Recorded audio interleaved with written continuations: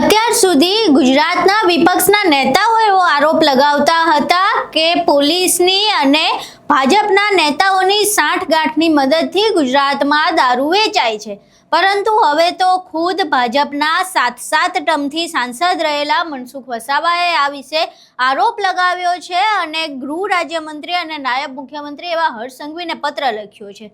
આખી ઘટના શું છે તેના વિશે વિગતે ચર્ચા કરવી છે। નમસ્કાર, તમે જોઈ રહ્યા છો ચક્રવાત ન્યૂઝ, હું આપની સાથે હેમલ।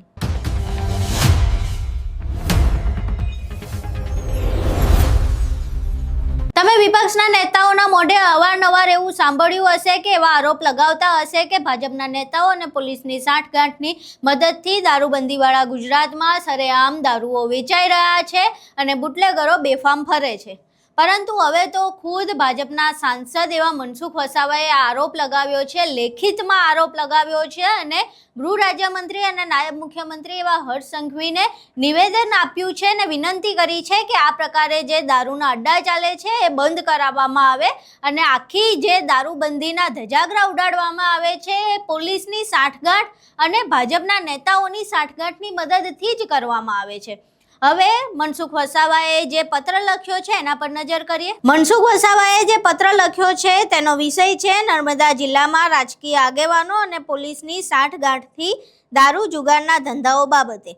ત્યારબાદ તેમણે વિનંતી કરી છે કે માનનીય સાહેબશ્રી ઉપરોક્ત વિષયના બાબતે જણાવવાનું કે નર્મદા જિલ્લામાં મહારાષ્ટ્ર બોર્ડરેથી ખૂબ જ મોટા પ્રમાણમાં ઇંગ્લિશ દારૂ કેમિકલવાળો ઘુસેડવામાં આવી રહ્યો છે, જેમાં બધા જ રાજકીય પક્ષોના આગેવાનો તથા પોલીસ અધિકારી પોલીસની ભાગીદારી છે, જેમાં એલસીબી પીઆઈ શ્રી ચૌધરી, પોલીસમાં મોતીરામ સંજય નાયક સાગબારા, મુરજીભાઈ દેડિયાપાડા, વિકેશ દસરિયા, વિનોદ મગન સાગબારા, ચંદનભાઈ ગણપત, આ ઉપરાંત દારૂ સપ્લાયમાં આવવાના બધા જ પોલીસ સ્ટેશનના પીએસઆઈ પોલીસ જવાનોનો પણ સહયોગ હોય છે। આ બાબતોના 2 પત્રો મને મળ્યા છે, જેમાંનો એક પત્ર એસપી મેડમને રૂબરૂ આપેલ છે, બીજો પત્ર આ હું તમને સીધો મોકલું છું।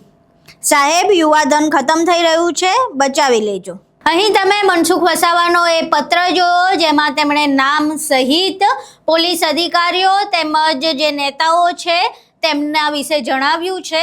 તેમણે કહ્યું છે કે ફક્ત ભાજપ નહીં પરંતુ તમામ પક્ષના નેતાઓ દ્વારા આ દારૂ ઘુસેડવામાં આવી રહ્યો છે।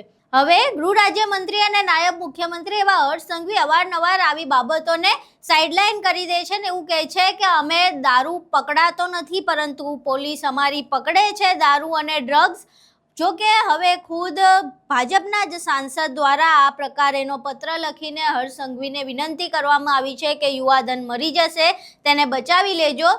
હવે ખુદ જે 7 ટર્મથી ભાજપના સાંસદ હોય એવા મનસુખ વસાવાને જો પત્ર લખીને આ પ્રમાણે વિનંતી કરવામાં આવતી હોય કે ભાઈ આ પ્રકારેનો દારૂનું દૂષણ ખતમ કરો અને આ જે સાંઠગાંઠથી દારૂ વેચાઈ રહ્યો છે, જે દારૂ ઘૂસી રહ્યો છે તેને અટકાવો, તો પછી આ ખૂબ જ ગંભીર બાબત છે અને નાયબ મુખ્યમંત્રી એવા હર્ષ સંઘવીએ આ બાબતે ખૂબ જ ધ્યાન આપવું જોઈએ।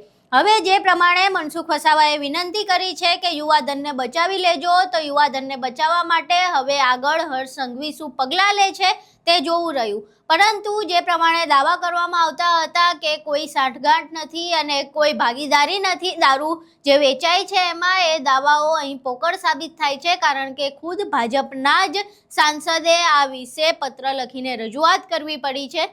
હવે મનસુખ વસાવાનો જે પત્ર સામે આવ્યો છે તે જાણ્યા બાદ, આખો વિડીયો જોયા બાદ તમારું આ ઘટનાને લઈને શું માનવું છે, તમારા મંતવ્યો અમને કોમેન્ટ બોક્સમાં જરૂર જણાવજો। વિડીયો પસંદ આવ્યો હોય તો વિડીયોને લાઇક કરજો, શેર કરજો અને અમારી ચેનલને સબસ્ક્રાઈબ કરવાનું ભૂલશો નહીં। નમસ્કાર।